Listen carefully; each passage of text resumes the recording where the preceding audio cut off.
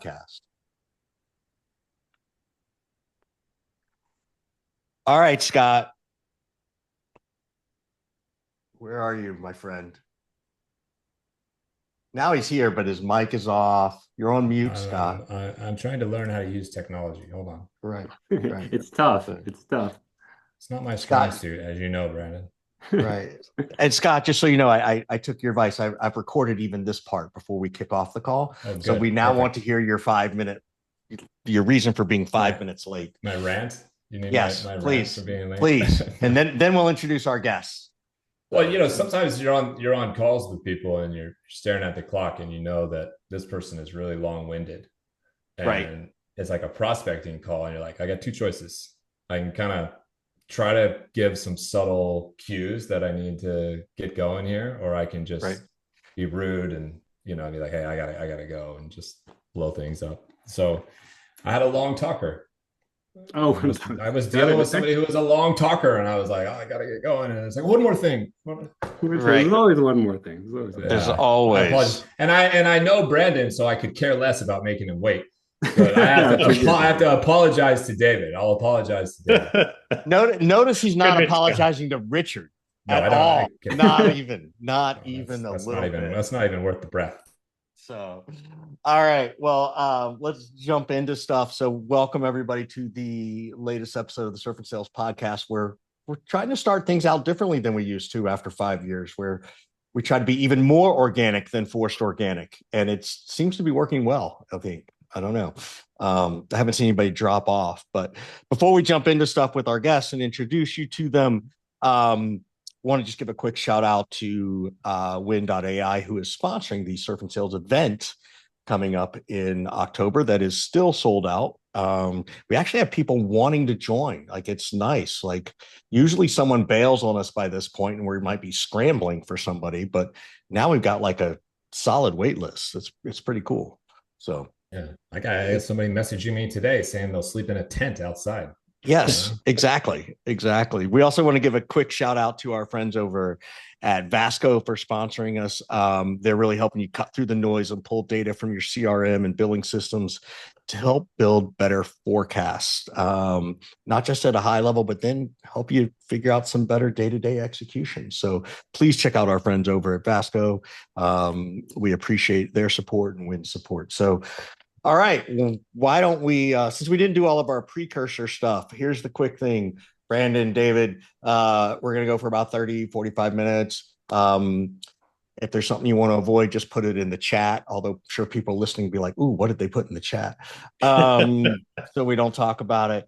And let's see, at the end, we'll turn it over to you to let you ask us a couple of questions. And we'll give you all the raw files to make whatever social stuff you want around it and do whatever you want with it. And I think that's kind of it. So, Right. Well, I wasn't even planning on being. I was just here to intro David. So like he's the genius that you guys want to talk to, not me. so Well, you well, can you can just mute just yourself hang now, out. Brandon. Yeah. Just hang out. Okay, I'll just hang out. Yeah. So why don't you give us the grand? This is Scott. It's Oh, like we yeah, have an yeah. We'll have somebody announcer. else do the introduction. I Yeah, was going to Brandon, say you're now we the have an MC. announcer. Go Yeah. ahead. Go ahead. Man. Introduce David. Oh, you want me to do? Okay. Well, Yeah. Yeah. Yeah. This so is that's how why you guys wanted professional me we on are. here. We are Right. we are so professional that this is how we do it. I know how you It's guys. one button down operation, I can tell. Right. I know how you guys roll. All right, well, David Knight, the CEO and co-founder of Avara, and Avara really is sales, AI sales simulation and coaching software to help you ramp reps quicker and be customer ready. David's worked at a few companies that you may have heard of before, like Proofpoint and Cisco WebEx, and he knows a little bit about the pain that we're solving, and he'll obviously talk about that. But yeah, Avara is just one of my favorite clients that I've worked with, and yeah, the team over there is great. The software is great. The first moment that I saw the software, I was like, okay, this stuff is really cool. I conceptually I understood it, and then once I went through the Sims itself, it really was like eye-opening. It was game-changing. So, David, Cool. Thanks, welcome Brad. to the show that I'm, I guess, hijacking now. Yeah. Yeah. Brandon, what questions would you like to ask Dave? We'll make him do that. I'll Yeah. go. I'll go first. Wait, My question. No, hold on, what? hold on. I got No. this. I got it. I got Jesus. it. I got it. All right. I got Fine. it. whatever. This is why people, David is like, what have I gotten into? But this is why people pay attention to the show is for all of this kind of chaos. This is Oh, good. almost our 500th show. So Yes. there's something that we must be doing right. My question is, as much as we all want to prognosticate like what's coming and where the direction of sales is headed and marketing is headed and all this stuff, the reality is none of us really know. And I find it increasingly difficult to make certain bets. And when you're building a company like yours, you're essentially betting on the technology being good enough that these role plays and this coaching is effective. And you're betting on the comfort level of salespeople, CS people, perhaps, of engaging with the tool and these types of things. So what is your mechanism, I guess, for like deciding to place that bet when the future is very cloudy and perhaps more scary than it's been in our career and lifetime, at least? Well, that's the fun part, right? That's actually a great answer. That's actually a great answer. Guessing, okay, where's this going to go? And I've been doing this for a long time. And the really interesting thing is we're built on the foundation models. Like we're not training our own models, any of that, because you got to ride that wave. But you're building on quicksand and you're kind of guessing, okay, well, it's going to be good at this and not good at that. And sometimes you're right, sometimes you're wrong. Most of the time in the last 2 years, we've been wrong in that the AI has been better than we thought it was going to be. Like when we started the company, we thought it was going to be mostly about simulation, that we'd be able to create these realistic customer avatars and people could get at bats. And we have a scorecard and a little bit of coaching, but we're like, no one's going to take coaching from an AI. Like that's just not going to work. Like the experienced rep's going to give the thing the virtual middle finger. Like don't tell me how to sell. It actually turns out the AI coaches are really, really good. Like I would have never guessed that, right?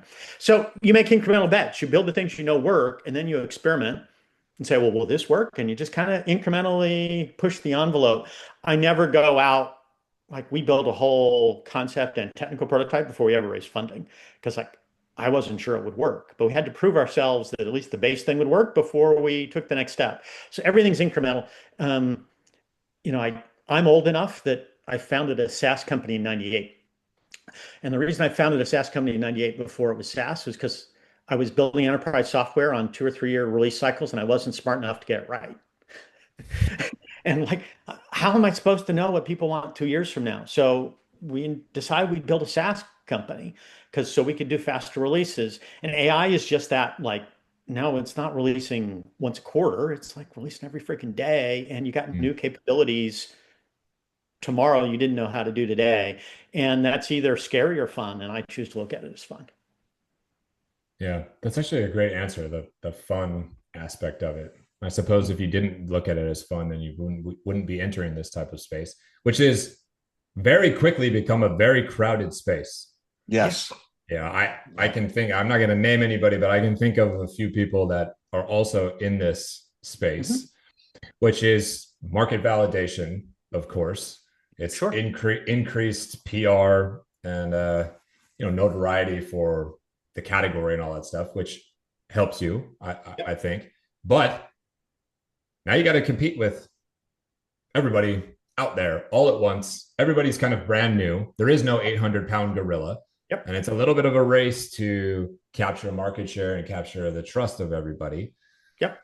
How do we think about differentiation in this new kind of world order where even traditional marketing channels are not working the way that they used to and people are doing things differently? And certainly the sales channels for growth have changed quite a bit. How do we compete and get differentiation in this brand new, super crowded category? Yeah, good question. But let me answer the question before that. Well, why compete where everybody's competing? I feel like when you start a company, you take two risks. You either take market risk. Hey, is there a market here? Are people willing to pay for it? Or you take execution risk, right? Are there going to be competitors? Because wherever there's a market, there's likely going to be competitors. And again, being a more experienced founder who has a track record of execution, I take execution risk over market risk any day because you can control your own execution. You can't control the market as they're paying. And as I was chatting briefly with Richard when we started, I love problems like this one where it is so fundamentally broken that most people don't think it's fixable. Right? And how we train and ramp reps is like this multi-billion-dollar strategic problem that most people had kind of given up on, even though you spend billions of dollars, like because none of the enablement worked. It all kind of sucks. Yeah. And it's really unfair to the rep. And we can talk a little bit about why it's so unfair to the rep later if you want. But it's this huge problem where if you get it right, you can build a meaningful business that has a meaningful impact on hundreds of thousands or millions of people. And that's the kind of problem I want to solve. And then how do you create differentiation? Well, you've got to be solving the right problem and doing it. Like you got to really understand the pain. You got to really understand the problem for the right kind of people. And then you've got to be super nimble and ride the tech like we just talked about. And so lots of folks have jumped into this simulation space, but a lot of folks I think have picked not the hardest, most interesting problems, and a lot of people have been focused only on the simulation and not the coaching. And to really solve the problem, you need to do both. Otherwise, you end up with what I call half a walking stick, right? It doesn't do a lot for anybody. So how do you, and if you're like, well, Richard, this is the thing we can't talk about, how do you differentiate that? Because everybody's claiming it, right? And you've got to break through that noise of like, we have the coaching thing that will do the coaching thing you're asking for, right? How do you, and can you differentiate at that very specific minutia level, right? It's easy to say we've got a coaching platform, reps can record their calls and listen back and they can get some advice and blah, blah, like that's easy to say. Where's the proof in the pudding, so to speak? Yeah, well, you got to create a magical experience, like hook them day one. So in our first sales calls, we build a live simulation and coaching on the call in 20 minutes. And we do that by leaning into generative AI, where our AI avatars interview you and say, okay, what's the key scenario that you're really trying to solve? What's the critical conversation that if your reps could do better, would move the needle for you? That could be your SDR opening line, or it could be objection handling, or it could be better discovery, whatever it is. And we can create that experience for people in 20 minutes in a way that they've never seen before. And that moves the That's a needle. differentiator. Yeah, I've not heard someone, it's interesting. I've not heard someone using their tool to do the discovery to then turn it around into the platform, which I think is pretty cool. What I really think is, I mean, jumping in here is another, well, maybe this time as a guest for this 5 minutes. Yeah. No, but I would say like, I would say like part of the proof is you got people like Kyle Norton, who is on stage at SaaStr talking about Avara, on the 20 VC podcast talking about Avara, on Top Line podcast always talking about Avara. Like that's the proof. You don't see David and the team over there pouring tons and millions of dollars into these fun brand campaigns. It's right. Customers who are doing a lot of the selling because they're happy customers that they just love the product. Yeah, I think that's cool. So how did you, David, because you've been around, like me for a while, right? Selling since the 1900s. How, you've seen a lot, you've been through a lot.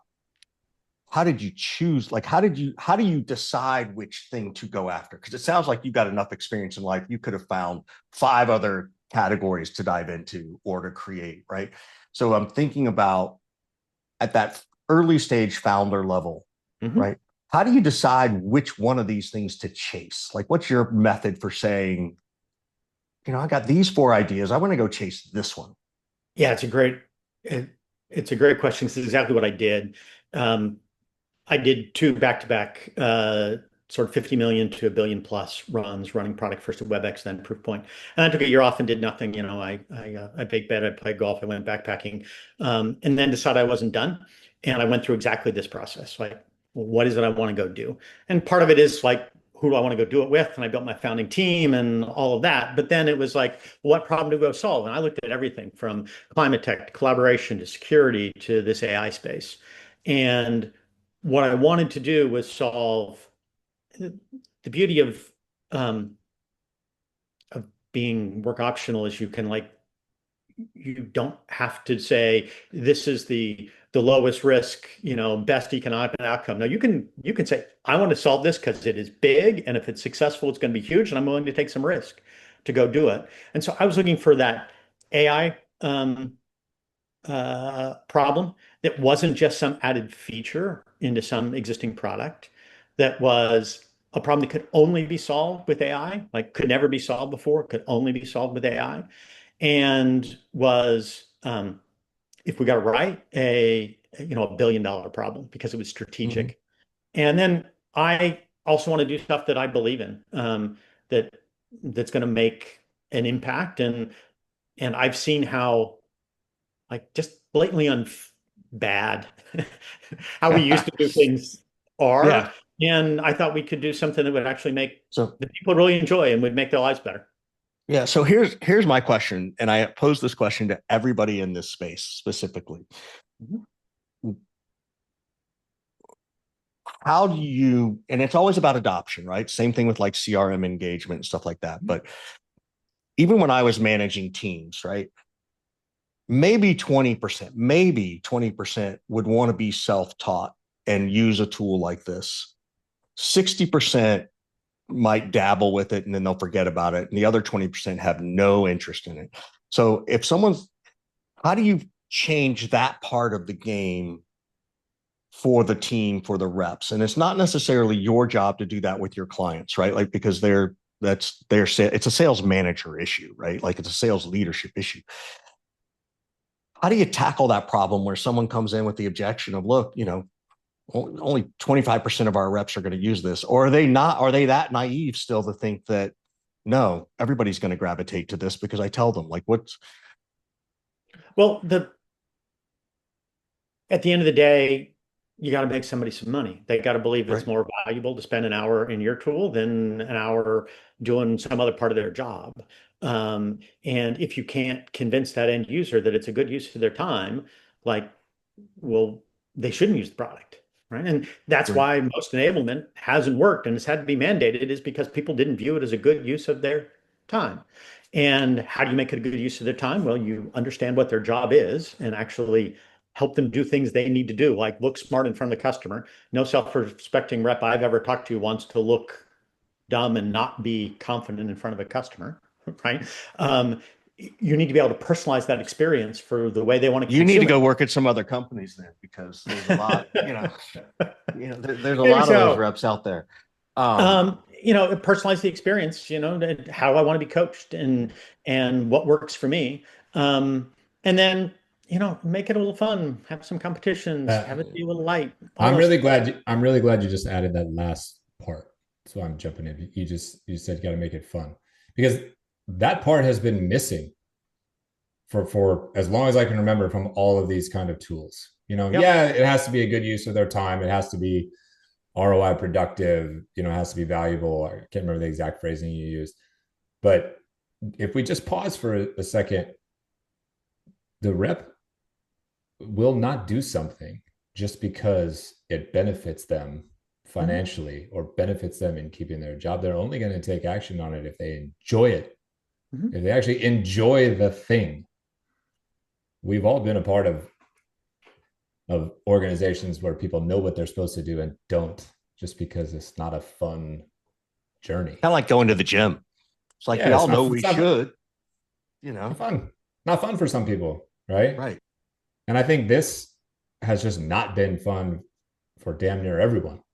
Mhm. And nobody's really tried to tackle the fun part of it. So how do you build in fun to the experience? Well, one thing, you build in a little competition because salespeople like to compete. So we have, leaderboards and those kinds of things. And then the other thing is you let people dial in how they want the coach to behave, right? And so you can tell the coach to speed up, slow down. The other day I was just screwing around and see what would happen. I asked our coach to coach me in the style of Yoda, and sure enough, all of a sudden the coach is like, See, young this I Padawan, haven't heard. sail you must, and you can totally, groove with it. In the middle of the sales call, when you blow it with the customer, you can just, go off script and they'll play along with you, right? It's but it comes down to the learner and Yeah. how they Can want you, to learn. so what's it going to take to put a button in that says, coach me like Richard Harris or coach me like Scott Lees? Like, no, but seriously, like, I love what you just said about that. Um,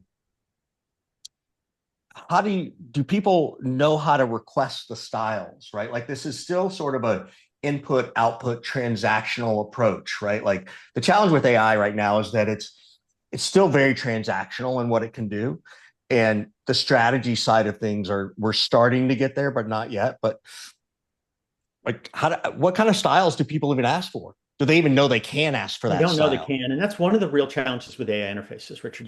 You nailed one of the key problems with AI voice interfaces. It's why people hate call trees, even good ones, is because they're opaque analog interfaces, right? You don't know what they can do because there's like no menu to pick from, right? And you can only do one thing at a time.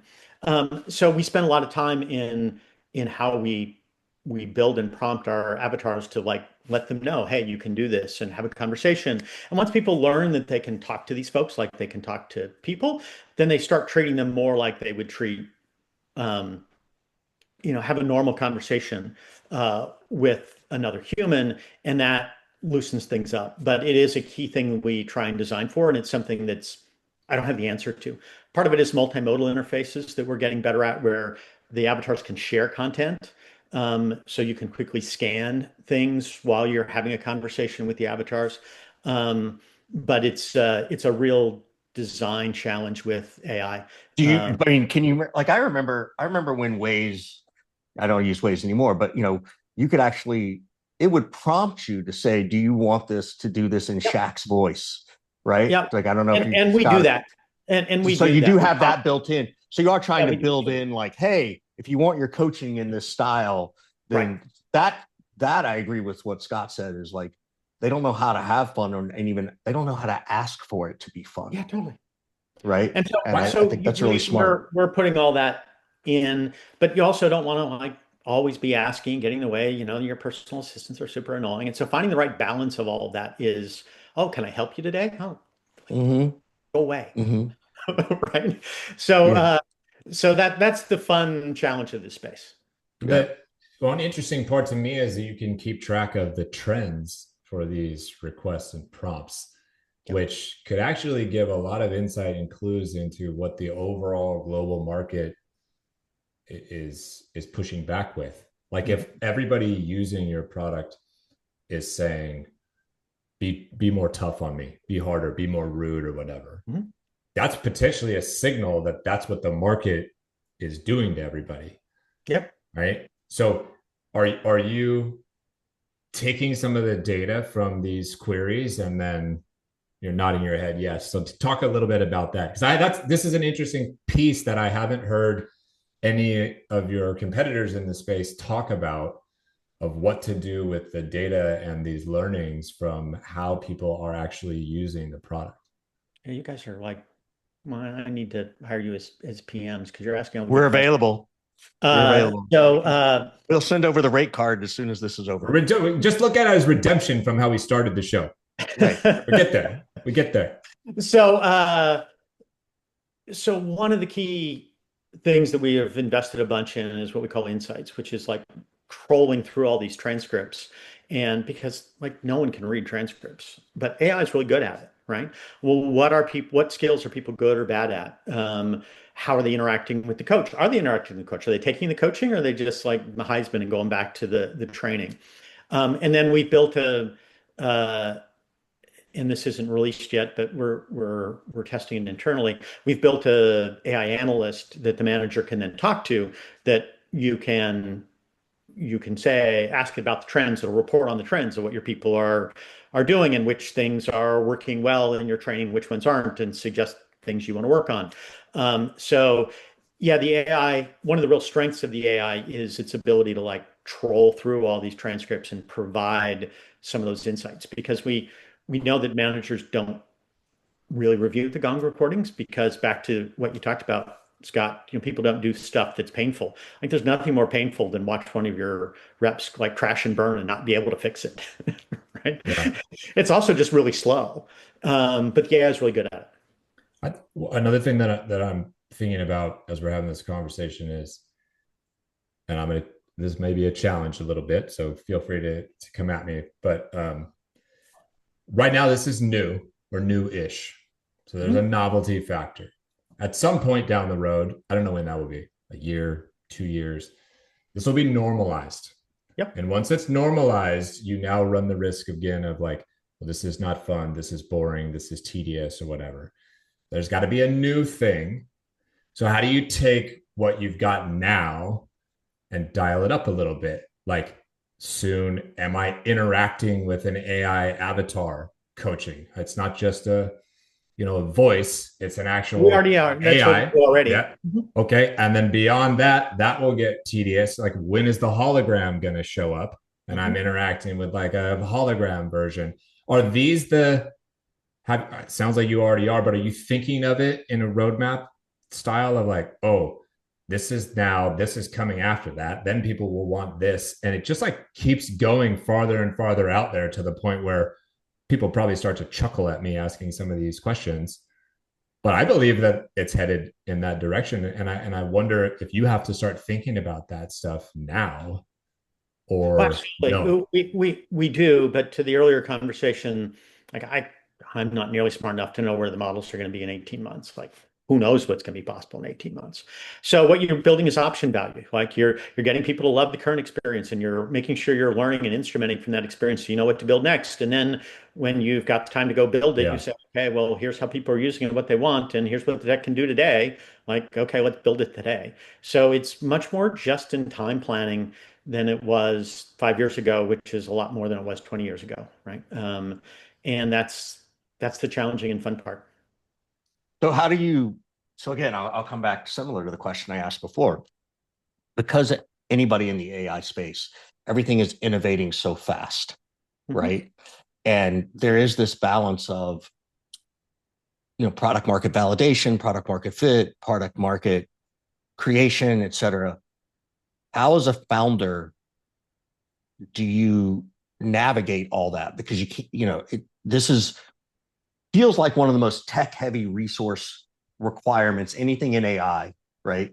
And so often, and I'm not talking about, I mean, maybe a little bit about UX and UI, but how do you balance that? Like, how do you create space so that you can constantly be innovating at this scheme, right? It's not like where you did two-week sprints, so to speak. Maybe it is a 2-week sprint, but it's innovating so fast. How do you do all the other parts of the business while also making sure you don't fall behind on the tech side behind the scenes? Yeah, it's one of the hardest problems as a founder and a technical leader today is things are moving so fast. I could spend my entire team's time testing the new thing that is potentially better, as opposed to the Mm-hmm. model or the language or the thing that I'm on, right? And so we actually, with the team, have to kind of ring fence our here's what we're going to build on the stack and the tech we know and the features we're going to build.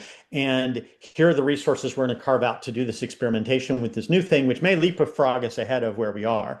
But if you spend all of your time evaluating the new thing, well, then you'd never like ship product to your customers. And if Right. you spend all your time shipping product to customers, you might get leapfrogged by, something new that your competitors on that you're not. And so like finding that balance is I don't have the answer to, but it's something we think about every day and we are working on because that's What do you literally like time block your calendar to say, okay, I've got to go spend an hour on the business application side of this or the business messaging? Like, do you just have to get massively disciplined around stuff? And I assume yeah. there's a What we more do is time block resources. So like, there's a member of my founding team who takes on most of this early prototyping stuff, and that's kind of his Mhm. role. Spend some time. We then have members of the team that are sort of our designated people out front with all the latest AI coding capabilities and are experimenting with those tools on behalf of the rest of the team and bring in the ones that work, as opposed to everybody like wasting their time on it, right? So you time block certain people and certain skills to be looking the step ahead, and you spread that across the team so everybody's got something more forward looking, and then the thing that they're responsible to deliver to customers today. Cool. Awesome. Well, thank you. This is fascinating. We can go on for hours, particularly on this topic, because we're all in sales anyway. Scott, I am thinking about back in our Leapfish days, right? Of where we had 70 reps, how much better this would have been for training vast, large size teams. You know what I mean? That's the irony, is some of these tools, you wish you had them when you had 250 people and under one roof. But unfortunately, or unfortunately, depending on how you look at it, those types of sales orgs are not going to exist anymore. Right. So it's an interesting dynamic. But yeah, I agree with you. I would have loved to have my hands on that 20 years ago. Yeah, agreed. So we're gonna pause for a second, do our sponsor thing, but want to give y'all a chance to ask us some questions in a second. But we'll turn it over to you. But just real quick, shout out to Vasco, who comes in with your systems and glean and enrich your data automatically to give you AI ready foundation. And you don't have to know anything like coding, and you don't have to hire any extra people, which, if you didn't know Scott, that's exactly what he wants. If it's more complex than Excel, he doesn't want it. He really doesn't. And so kudos to them. There you go. And thanks to Win AI for sponsoring the upcoming event, surfandsales.com. We are headed to just outside Peniche. Everybody think you were going to surf big waves, Scott, when we say Portugal? Everybody just assumes. Everybody's like, you guys are going to Nazare? Right. Like, well, yeah, we'll go look at it, but I'm not taking beginners. I'm not getting out there. Surf 100-foot wave, and I wouldn't even go out there myself. Yeah, no doubt. They have a lot of confidence in our surfing ability, Richard. They do. It's, you know what? Let them believe in them. Let them create the picture. So, but I don't want to burst their bubble, you know? Yeah. So David, and maybe Brandon, if David will let you, he'll let you ask a question. But David, what question could we answer for you, if anything? Well, you're talking about surfing, and the new wave pools are the equivalent of a simulated environment. And I think people are going to learn a whole lot faster, learn new tricks, et cetera, in these wave pools. So I'm curious, but there's a set of the pure surfers who think it's kind of sacrilege, right? So where do you guys come down on wave pools, and have you had the opportunity to surf in one, and what impact did it have on your surfing? Yeah. Great question, actually, and really good analogy. The first surf question we've gotten in 6 years. Yeah, it's been a while. They are becoming extremely popular. They're popping up all over the world. I was just talking to our buddy Jeff the other day. They're opening one outside of Sacramento, in California, for example, and there's one in Waco, like 2 hours from me here in Austin. It is very different. Have you done it? Yes, I have. I have done it. It's very different. It is very unforgiving, let's just say. That's true. You have to get it right. You have to pop up. You have to get on the wave quickly. If you don't, you look foolish in front of everybody, and another wave is coming like very quickly. It removes a lot of the exercise. So part of the thing with surfing is, you got to paddle out. Yeah. And you got to paddle in. All right, well, we're bypassing that. It's almost the equivalent of having a ski lift in a way. So a purist would say, like, you didn't even have to work for it. Like, that doesn't count. Like, you're not really a surfer. But if you can figure out how to get up and things like that, you can certainly catch way more waves than trying to go in the Bay Area for a whole summer. So you do get better faster at certain things. I don't love it because the adventure is not really there. The routine and the ritual of it all, like loading the four of us into my SUV, strapping the boards on top, shooting the shit while we drive 30 minutes to the beach. All of that ritual kind of stuff is gone. So it feels a little bit artificial. It's very transactional, to use Richard's kind of word, but that's the direction that things are going. 100%. And if I had if I won the Powerball today, investing in one of those kind of businesses would be a pretty good idea, I think. What do you think, Richard? Well, I haven't done it, but I want to do it. I'm also at a different skill set for surfing. So for me, it would be valuable to improve, right? Very similar to what we're talking about in general, like to be able to get up on the board faster, better, and ride waves better. You know, that part is something I always need to work on, right? Because I don't get up as often as you do. So that for me would be massively valuable.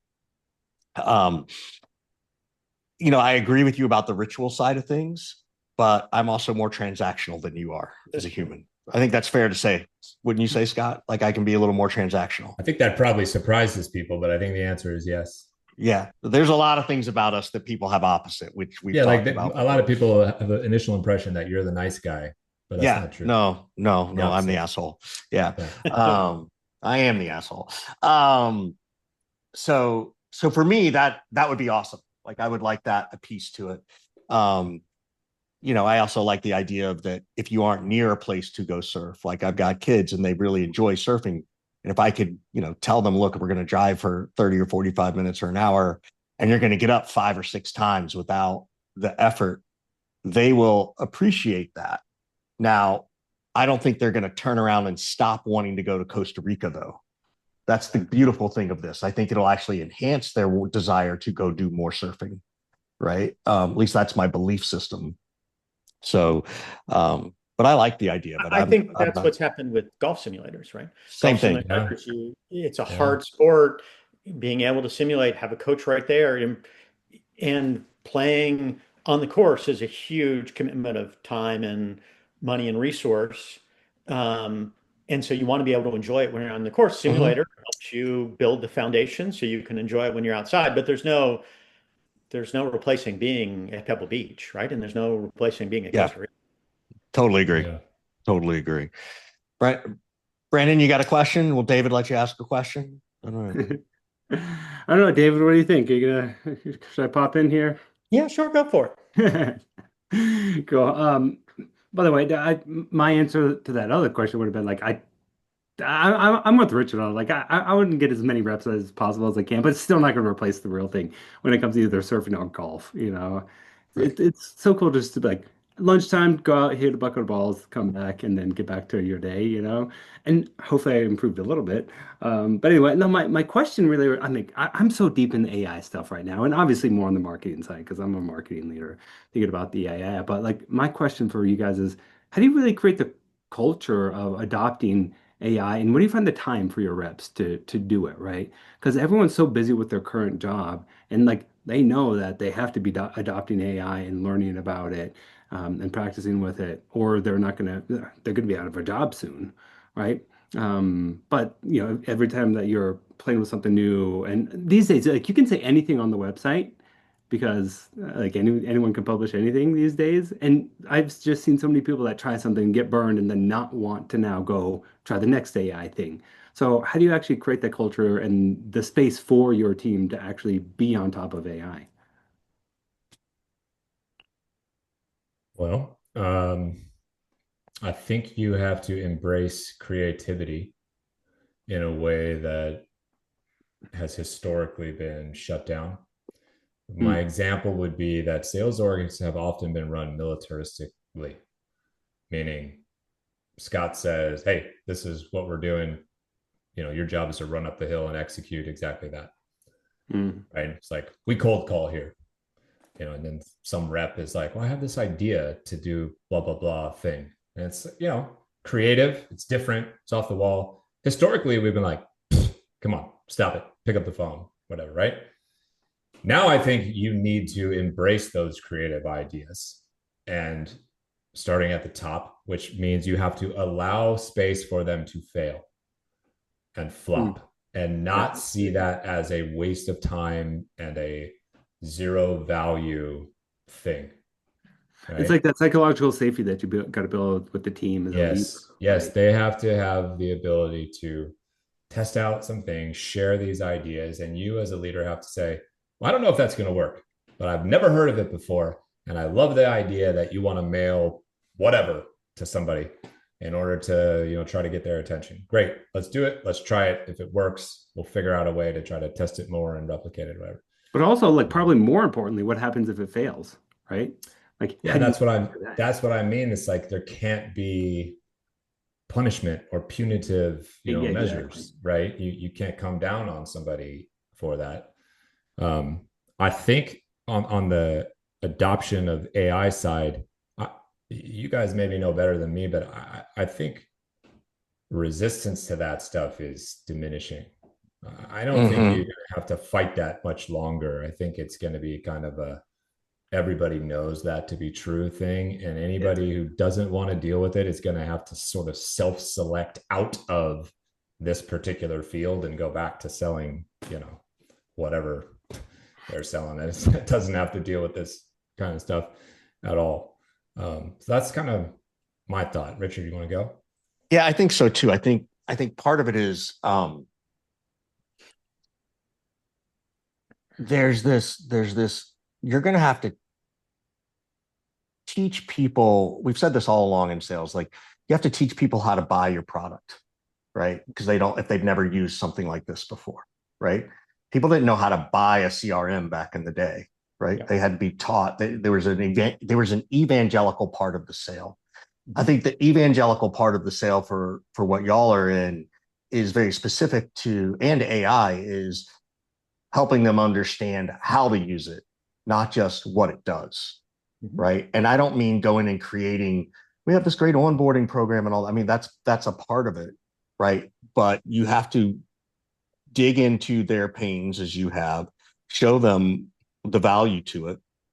And then you're going to have to get them to admit that what percentage of their reps are going to do this on their own, right? And what are you going to do that? Or you're going to say, hey, we've built this playbook of how you implement a tool like this, with all the different ideas we've talked about today, right? So that they feel like they're getting more than just like this other transactional tool. Because right now, Scott's right that people are resistant to these things, but I also think they're over-indexing on it. They're over-indexing to think, well, gosh, if I do this, I can get rid of my mediocre reps and I can just have, 5 reps instead of 15 reps.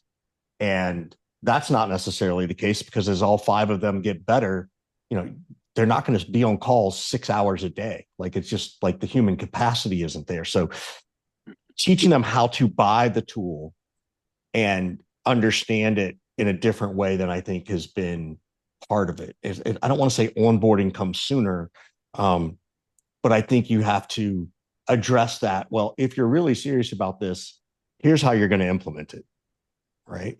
It's kind of like, I've written many posts about how do you choose a sales trainer, right? And I don't talk about myself. I talk about these are the things that I have learned that people value in a trainer. So make sure whoever you talk to does these things. I think there's going to be that evangelical part of what has to be done for y'all. So. Yeah, I agree. And the thing about that is it's actually teaching people at all levels, because right. you've got the economic buyer, the CRO, head of sales, et cetera, who's got to figure out how they're going to fit it in their process. And then people are actually going to implement and operationalize the tool in RevOps or in enablement, and getting those folks on the same page as to how this is going to work is an area that has proven like we're spending a lot of time trying to figure out. Yeah. No, I agree. I mean, I think you guys are on track, and probably on track better than most of the people I talk to in this space. I hear from someone like y'all twice a week at this point. I don't know, Scott, do you hear about it that often? Yes. All the time. Yeah. All the time. Yeah. So, and a year ago it was innovative. Today it's like, now it's just a massive land grab, right? Like it's an interesting space to see the space grow so quickly has been interesting to watch on the outside. All right. Well, gentlemen, thank you for joining us. How can they get a hold of you, David, if people want to check out more? Yes, plug away. Yeah, I mean, LinkedIn and the website's the place to go. So avara.ai and look me up on LinkedIn. And no more complicated than that. There you go. David Knight, everybody, just like a shining knight in armor, Knight. So he is there to be your hero, right? So, well, Well, cool. Brandon, thank you for help setting this up, man. It was good to see you as well. Of course. A pleasure. Pleasure. All right, everybody. We will see you next time. Scott, I will see you at our next one. I think it's tomorrow. Everybody, we'll see you next time. Cheers. Thanks, guys. I appreciated the conversation. Sure.